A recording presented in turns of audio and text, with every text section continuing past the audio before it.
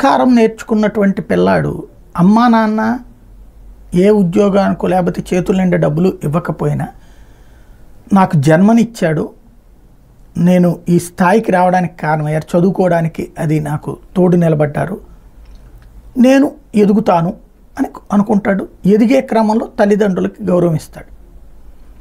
అదే సంస్కారం మరిచిన వ్యక్తి అనుకోండి, వాళ్ళ సంతోషం కోసం నన్ను కన్నారు, నాకు కావాల్సిన చదువులు చెప్పించలేదు, నన్ను ఏ అంబానీ లాగానో బిర్లా లాగానో తయారు చేయాలి కదా, లేదా పేద పేద చదువులు చదివించాలి కదా, కోట్లు ఖర్చు పెట్టాలి కదా అనుకోవచ్చు.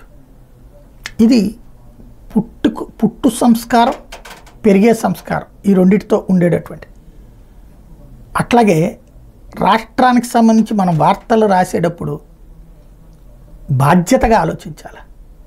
ఈ రాష్ట్రానికి సంబంధించిన ప్రయోజనం అంటూ అసలు రాష్ట్ర ప్రయోజనాలు ఎప్పుడూ వదిలేస్తున్నాం. కేవలం రాజకీయ పార్టీల డప్పు వేదికలుగా మాత్రమే మీడియా నడుస్తున్నటువంటి రోజులు. రాష్ట్ర విభజన జరిగి ఎన్నాళ్ళు అయిందండి? 11 ఏళ్ళు దగ్గరగా. వచ్చే జూన్కి 11 ఏళ్ళు, ఇప్పుడు 10.5 సంవత్సరాలు. జన్మదినోత్సవం లేని రాష్ట్రం అంటే అమ్మా నాన్న చేసిన తప్పుకి పుట్టిన బిడ్డలమా మనం? ఆంధ్ర అంటే ఎవరమ్మా ఎవరు నాన్న? కేంద్రంలో ఉన్నప్పుడు కాంగ్రెస్ పార్టీ, రాష్ట్రాల్లో ఉన్నటువంటి అప్పుడు ఉన్నటువంటి కాంగ్రెస్ పార్టీ అమ్మా నాన్నల. అప్పుడు మరి తెలుగుదేశం ఏంటి, వైఎస్ఆర్ కాంగ్రెస్ పార్టీ ఏంటి? వీళ్ళందరూ చేసిన పాపమే కదా. ఒకవేళ పాపం అయితే, తప్పు అయితే రాష్ట్ర విభజన నేను సమర్థిస్తా, విభజన జరిగిన తీరును తప్పుపడతా. ఎందుకంటే విభజనే జరగకపోతే ఇంకో 50 ఏళ్ళు, ఇంకో 100 ఏళ్ళు తీసుకెళ్ళి హైదరాబాద్ మీద పోసేవాళ్ళు. ఆ తర్వాత మనం అందరం వెళ్ళి ఆడ బతుకుతా, అదిగో మీ బతుకులన్నీ హైదరాబాద్ వాళ్ళని సాధ్యమైందని చెప్పుకునేవాళ్ళు. ఇప్పుడు మళ్ళీ అమరావతిని అదే కేంద్రంగా సెంట్రిక్గా చేసుకుంటూ వెళ్తున్నాం. కాబట్టి మనలో ఉన్నటువంటి ఒక చపల చిత్త మనస్తత్వం వాళ్ళకు ఉపయోగపడుతుంది. ఇప్పుడు నేను ఇదంతా ఎందుకు చెప్తున్నానంటే, పొట్టి శ్రీరాములు గారి గురించి గొప్పగా నేను ప్రశంసించారు. ఆయన త్యాగం వల్లనే మన రాష్ట్రం అని. కనీసం నిన్న ఆయన త్యాగాన్ని పురస్కరించుకున్నానా, ఆ రోజుని ఆంధ్ర రాష్ట్ర అవతరణ దినోత్సవంగా ప్రకటించచ్చుగా. ఆయన అమరులు అవ్వడం వల్లనే రాష్ట్రం వచ్చింది. మదరాశీలుగా పిలువబడే మనకి విముక్తి లభించింది ఆయన చనిపోవడం వల్ల, ఆత్మార్పణ చేయడం వల్ల.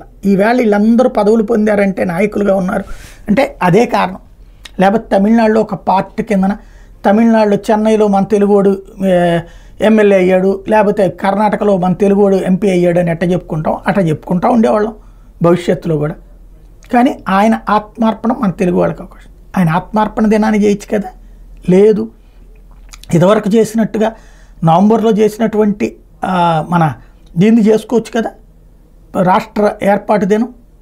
లేదు, మన ఏదైతే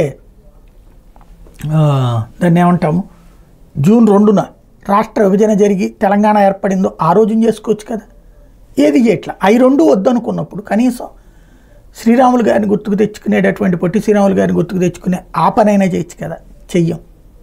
మీడియా ఆ ఆస్పెక్ట్లో ఎక్కడా ప్రోత్సహించట్లేదు.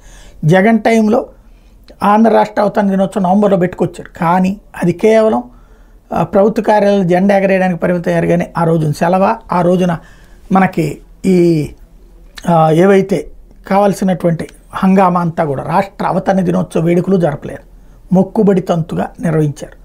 కాబట్టి ఇదే సమస్య.